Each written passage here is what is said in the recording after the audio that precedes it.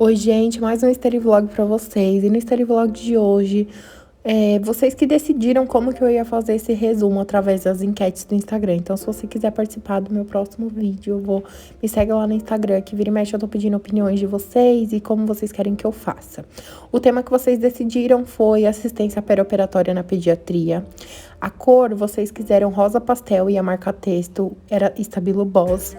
A minha caneta colorida seria a Cistrigel e a caneta preta de corpo de texto, a Pilot Popilot. Vocês também pediram para eu utilizar o post-it durante o meu resumo. E depois eu separei os materiais de base aí, como lápis e borracha. E o caderno que eu vou utilizar hoje, gente, é um caderno de disco da Note Me. Essa marca, eles me enviaram esse caderno. Eu fiquei muito impressionada com a qualidade desse caderno. Porque ele é um caderno de disco, gente. A gramatura da folha é 90. Então, é aquela folha mais grossinha que não passa pra trás. E também, esse modelo do meu caderno aí, ele custa apenas R$50. Então, eu vou deixar aqui o site da Note Me na descrição do vídeo. E também vou deixar o cupom de desconto aqui na tela e na descrição, caso vocês tenham interesse. Não tem só essa opção de caderno da Note Me lá. Tem a opção de capa mais dura. E é uma capa mais linda que a outra e eles custam R$90 cada. Vocês decidiram que o meu título seria enfeitado. Então, eu peguei uma brush pen e escrevi perioperatória com a brush pen da Faber-Castell, a Soft Color.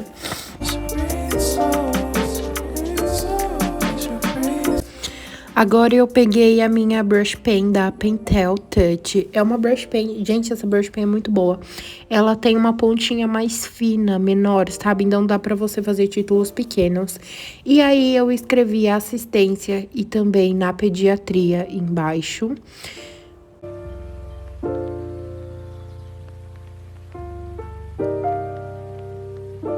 Nesse momento aí eu peguei a minha caneta Cistrigel preta, que, meu Deus, já está acabando. Eu vou chorar quando essa caneta acabar. E eu contornei todo a palavra perioperatória. E logo em seguida vocês vão ver que eu pego uma brush pen, a mesma brush pen que eu utilizei para fazer o título. Eu vou lá e faço um degradê nessa palavra perioperatória.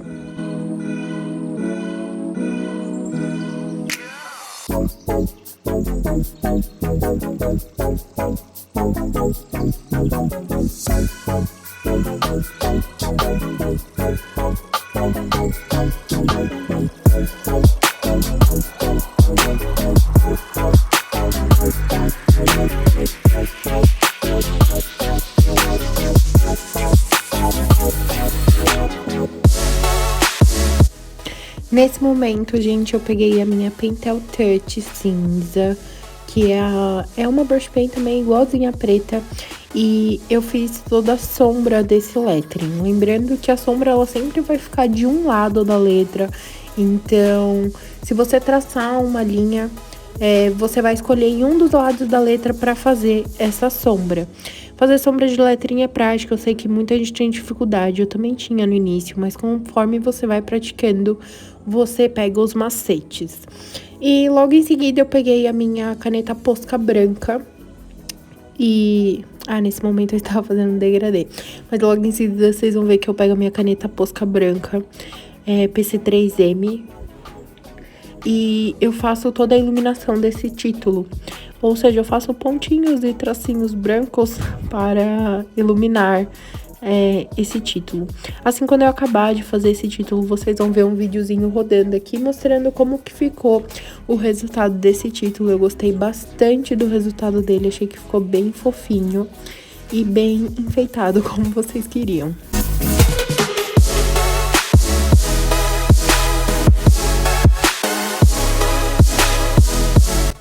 E esse é o resultado final do nosso título. Agora vamos deixar de enrolar e vamos falar sobre assistência perioperatória na pediatria.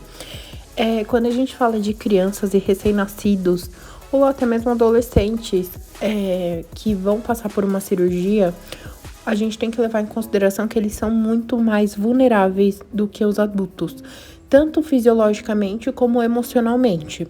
O fisiologicamente vai estar relacionado às funções fisiológicas do organismo dele, que eu vou citar mais pra frente, que infelizmente eles não têm um poder de regulação tão rápida igual como quando somos adultos.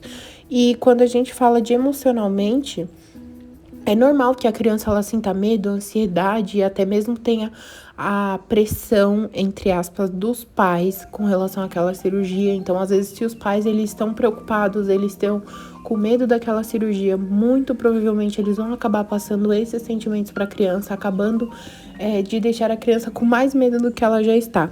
Então, é importante o papel do enfermeiro neste momento, porque ele que vai ser responsável por tranquilizar essa criança, essa família e fazer com que esse procedimento, essa situação seja o menos desagradável possível.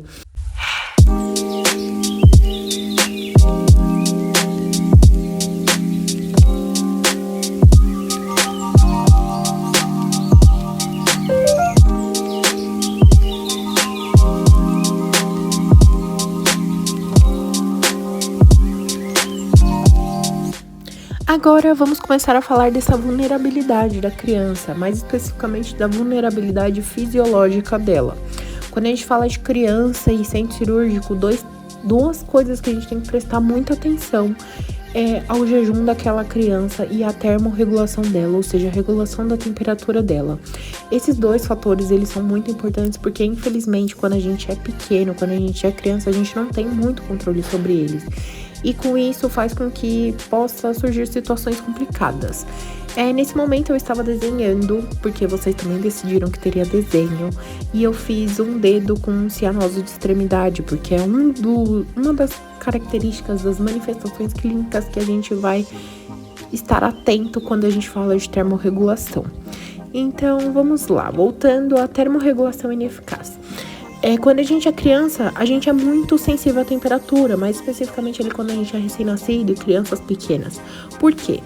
A gente tem uma superfície corporal muito grande na cabeça. Como assim?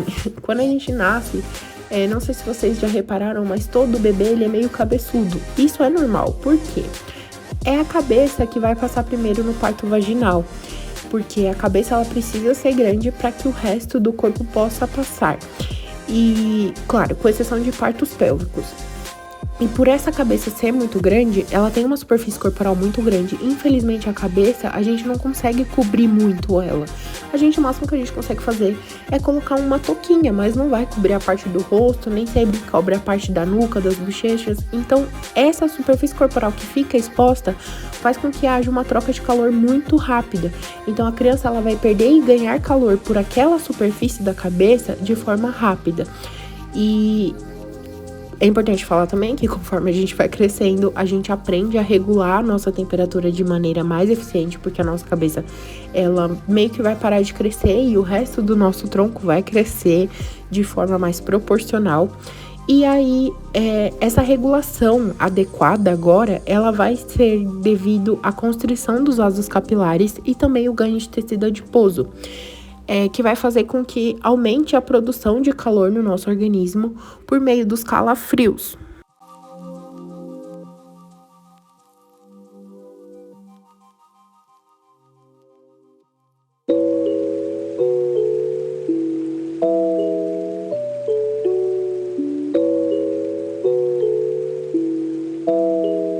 Agora eu vou falar um pouquinho da hipotermia, que basicamente é quando a nossa temperatura corporal ela está abaixo do normal. A hipotermia ela acaba sendo muito comum no centro cirúrgico, claro, se você não prestar os cuidados adequados àquela criança. Por quê? Normalmente ela vai ser ocasionada pelo ar-condicionado do centro cirúrgico. Como a gente sabe, o centro cirúrgico ele é um ambiente mais frio por conta daquela cirurgia. Os equipamentos que são utilizados, como a maca que a criança fica deitada, ela tende a ser mais fria também, porque é um material que precisa ser esterilizado, então não pode ser de um tecido que que armazene ali bactérias e fluidos e etc. Então tudo vai ser de metal, então faz com que eles sejam mais frios, e também por conta da anestesia. A anestesia, ela reduz a produção metabólica daquela criança, então obviamente a temperatura dela vai cair, não só da criança, mas de todo mundo. Mas como eu falei, por conta dessa termorregulação ineficaz, a tendência é que a temperatura de crianças e recém-nascidos caia muito mais. Como que a gente identifica se uma criança está hipotérmica? Normalmente a hipotermia ela vai diminuir o fluxo sanguíneo, então vai ter uma arritmia, uma necessidade a mais de O2, vai ter uma queda no metabolismo, vai ocorrer alterações em plaquetas e normalmente a gente observa a cianose. Então, por exemplo, o lábio da criança vai estar mais roxo, a cianose de extremidade, a ponta do dedo dela e o eito ungueal dela vai estar mais roxo azulado.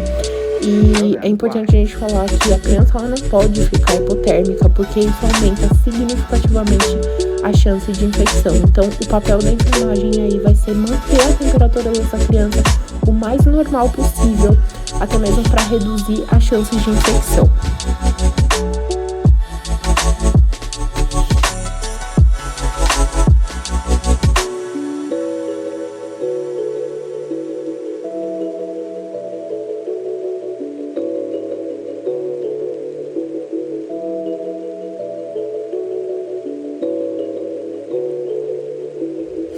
Agora, falando da outra vulnerabilidade fisiológica, a tolerância ao jejum, que basicamente vai estar muito mais relacionada a recém-nascidos lactentes. Por quê? Eles são muito mais suscetíveis à desidratação e hipoglicemia. E por que isso acontece? Quando é um recém-nascido, um lactente, a taxa do metabolismo basal dele e o volume de líquido corporal é muito maior do que se a gente fosse avaliar um adulto. Então, essa faixa etária, ela entra em desidratação e hipoglicemia de maneira, assim, muito, muito rápida. Então, por isso que a gente recomenda que, assim, nessa idade, não deixe a criança muito tempo em jejum. Porém, quando a gente fala de cirurgia, a gente sabe que tem que entrar em jejum, porque isso minimiza o risco de vômito e broncoaspiração. Sendo assim, é importante que tanto a equipe de enfermagem como a anestesista esteja muito atento à glicemia dela e à hidratação dela. Então, às vezes é necessário instalar um soro glicosado, porque senão essa criança ela pode entrar num quadro mais grave devido à hipoglicemia e acabando sendo irreversível.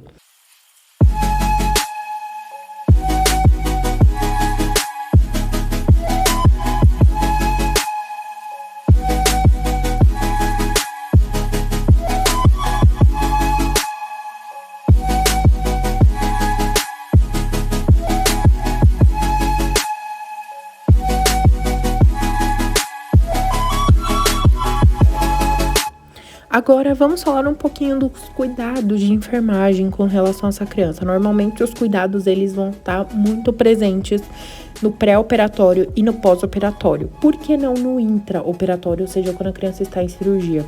Porque, normalmente, quem fica responsável por esses cuidados são os enfermeiros circulantes do centro cirúrgico. E aqui eu tô querendo dar um enfoque a mais para aquele enfermeiro que fica na ala da internação, que vai ser responsável por cuidar dessa criança antes e depois daquela cirurgia. E no pré-operatório é importante que tanto a criança como os pais sejam tranquilizados referente àquela cirurgia, porque obviamente, como eu falei, eles têm muito mais ansiedade, muito medo, então qualquer coisa que puder ser uma coisa que impeça que aquela cirurgia aconteça, deve ser minimizado. Então é importante tranquilizar eles, tentar reduzir esse medo, acalmar a criança, brincar com ela. Uma coisa que é importante a gente falar é que normalmente hospitais que realizam cirurgias pediátricas, eles devem ter uma sala de brinquedo no centro cirúrgico para justamente fazer esse manejo dessa criança. É importante a gente estar atento sempre à hipotermia dela. Então, quando a criança for entrar no centro cirúrgico, ela deve estar com roupas secas, ela deve ter uma irradiação de calor, os cobertores devem ser de algodão. E também tem que orientar os pais com relação ao jejum e se atentar ao estado de desidratação, hipoglicemia, monitorar sinais vitais. E durante esse período perioperatório, é sempre importante deixar uma pessoa importante para aquela criança durante esse momento, ou seja, ou o pai ou uma mãe. Porque quando ela acordada, quando ela estiver indo para aquela cirurgia, ela vai querer ter a mãe dela do lado dela.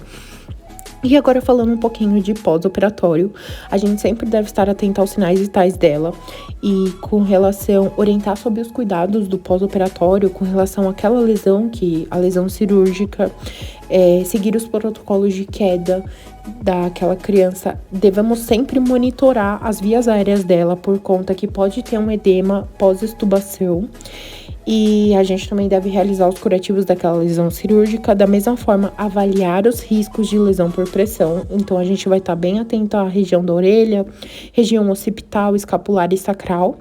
A gente deve monitorar o acesso venoso daquela criança, fornecer as orientações de alta e de tratamento para aquelas crianças e para os pais também. E quando a criança sair da cirurgia, é sempre legal deixar o pai ou a mãe dela do lado dela para ela ter noção que, tipo, ela saiu da cirurgia, porque a primeira pessoa que ela vai querer ver é o pai dela e a mãe dela.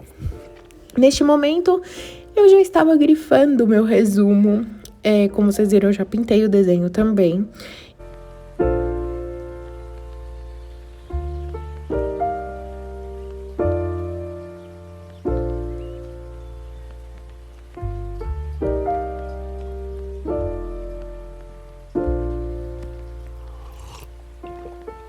Found the one, you should never give her up.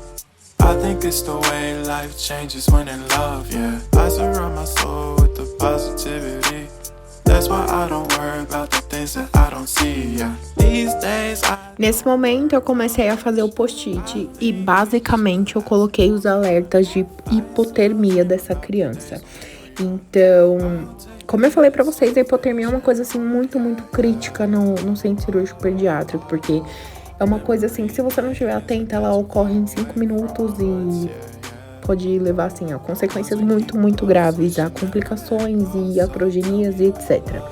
Então, os alertas de hipotermia que a gente vai ter, como eu falei, são as acrocianoses, a cianose de leito ungueal e de extremidade, a pele fria ao toque, hipoglicemia, a pieloereção, ou seja, quando os pelos estão eretos. A gente também tem que lembrar que se a exposição ao frio daquela criança for intensa, ou seja, se ela está muito tempo exposta ao frio, por exemplo, ela entrou no centro cirúrgico e ninguém se atentou a colocar um cobertor de algodão em cima dela. E ela já tá lá, sei lá, 2 horas recebendo todo aquele frio, ela vai apresentar também bradicardia, taquicardia, bradipneia e taquipneia. E se a equipe não ficar atenta a esses sinais de tipo, a criança está sem cobertor, eles podem achar que é uma complicação da cirurgia em si e não de um fator da termorregulação dela. Então, é importante que os profissionais eles estejam muito bem preparados e cientes de como é importante prestar atenção na termorregulação dela e na tolerância ao jejum. Nesse momento aí eu já estava guardando meu resumo e agora vocês vão ver o videozinho de como ele ficou. Esse é o resultado final do resumo, eu espero muito que vocês tenham gostado. Não se esqueçam de inscrever-se no canal, de curtir, compartilhar esse vídeo. Deixem sugestões de vídeo aqui nos comentários. Me sigam lá nos meus 2 Instagrams para vocês ficarem por dentro de tudo e também participarem de quando eu fizer um outro vídeo desse onde vocês participam. E é isso, gente. Tchau, tchau!